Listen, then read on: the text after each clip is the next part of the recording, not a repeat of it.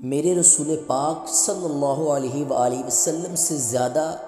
نفاست والی طبیعت کسی کی نہیں۔ صحابہ کرام فرماتے ہیں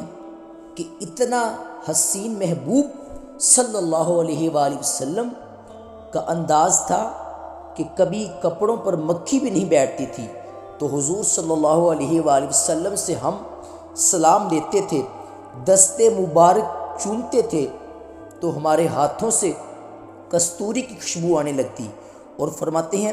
کہ نبی پاک صلی اللہ علیہ وآلہ وسلم کا ہاتھ یوں ہوتا تھا کہ برف بھی اتنی ٹھنڈی نہیں جتنا پیارے آقا صلی اللہ علیہ وآلہ وسلم کا ہاتھ ٹھنڈا ہوتا تھا۔ پھر بھی حضور صلی اللہ علیہ وآلہ وسلم دست مبارک میں خنجر پکڑتے، جانور کو لٹاتے اور اپنی تہبند کو سمیٹتے، اور اللہ کے حبیب صلی اللہ علیہ وآلہ وسلم گھٹنا رکھتے اس کی گردن پر اور بسم اللہ اللہ اکبر کہہ کر ذبح فرماتے۔ 63 اونٹ ہیں، اور صحابہ کرام علیہم الرضوان فرماتے ہیں کہ